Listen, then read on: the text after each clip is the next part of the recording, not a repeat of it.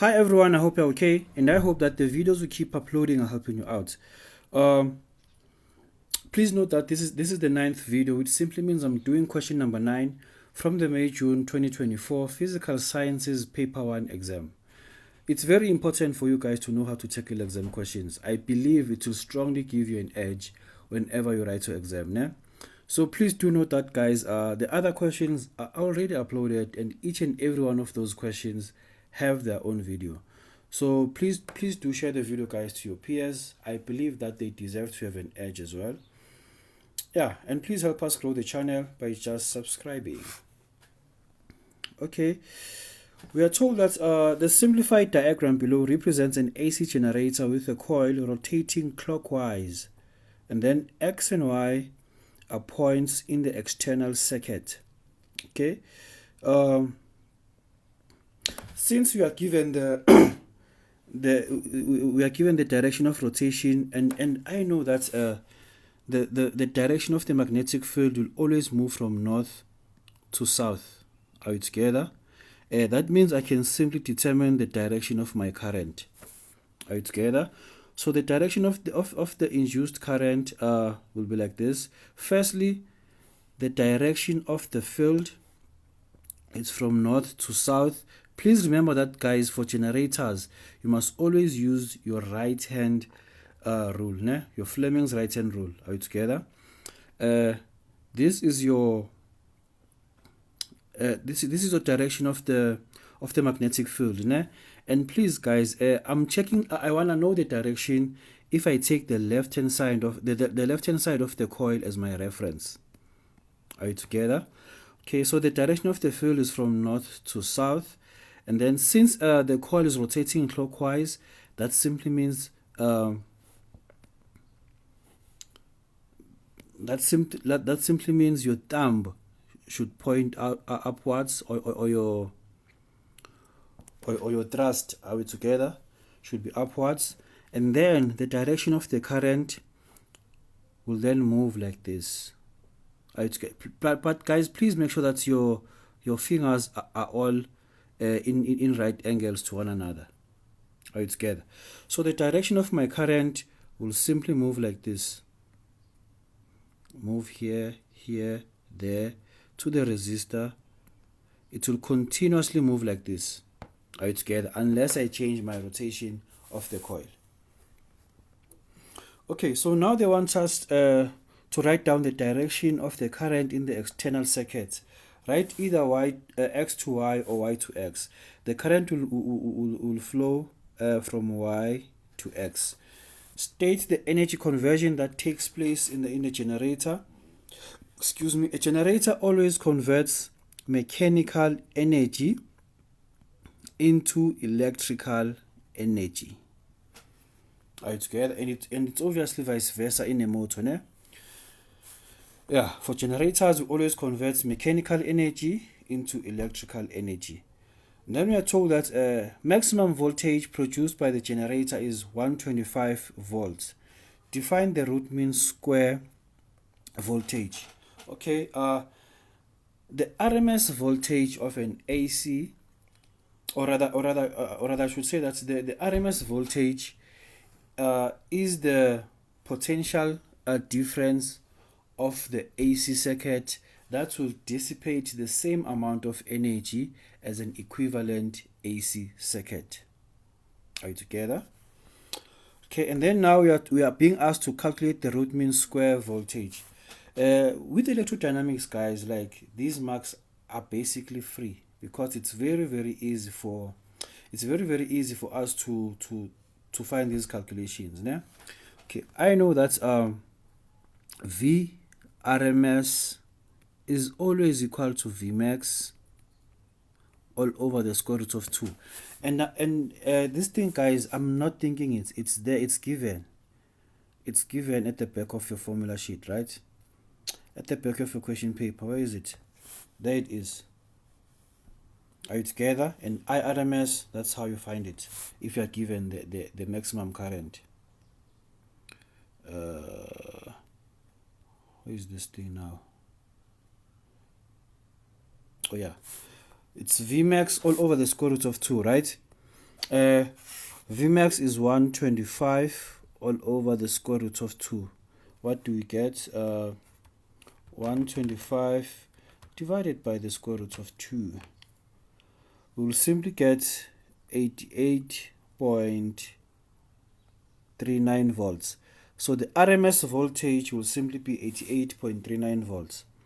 VRMS, that's 88.39 volts.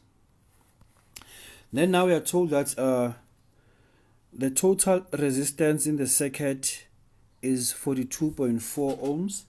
They want us to calculate the maximum current induced. Remember that, guys.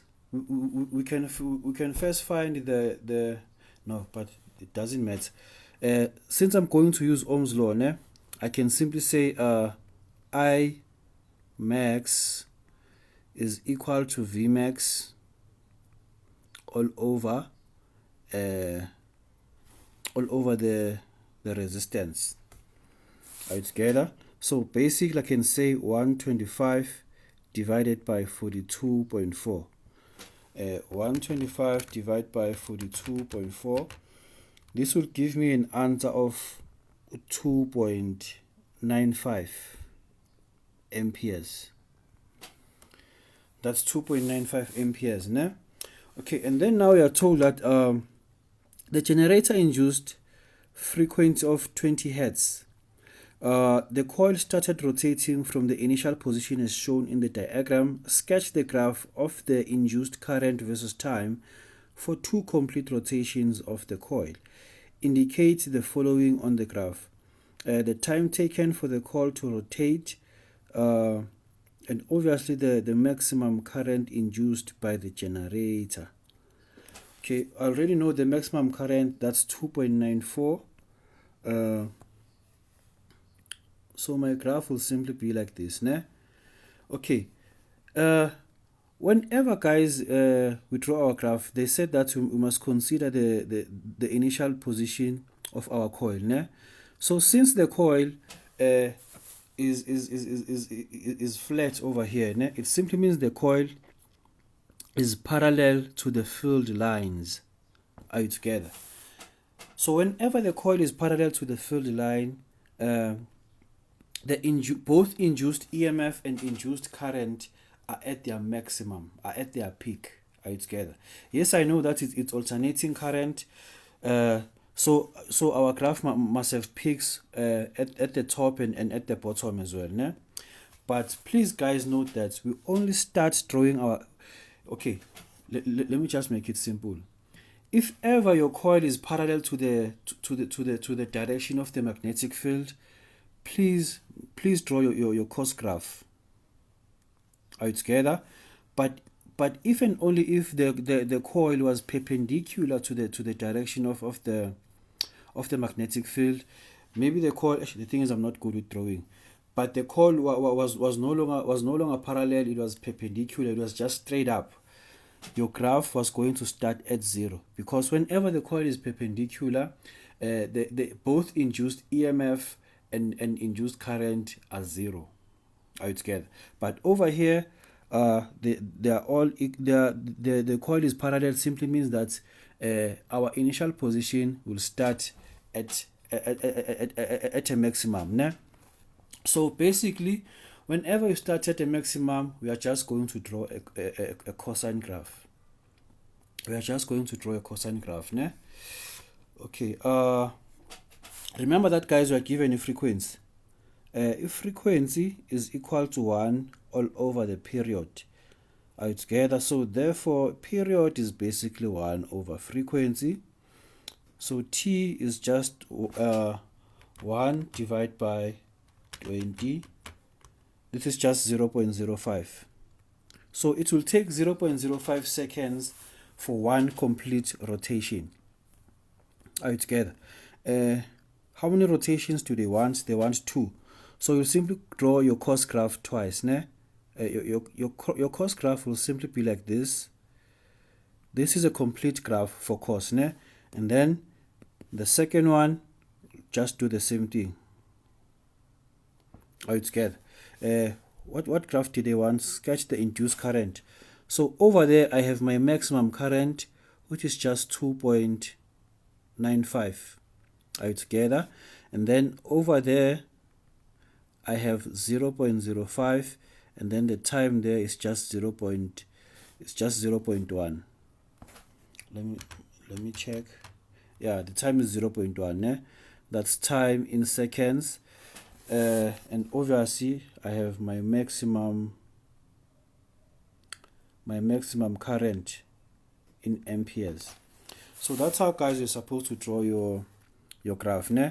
Please note that if ever your coil starts in a parallel position to the direction of the magnetic field, that means the coil is reading both maximum EMF and maximum current. That's why that's why I drew a cross graph over there. But if it was the opposite, the coil was perpendicular to the direction of the magnetic field, I was going to draw a sine graph. So that's how, guys, you're supposed to tackle this question over there. So just stay tuned and wait for more videos.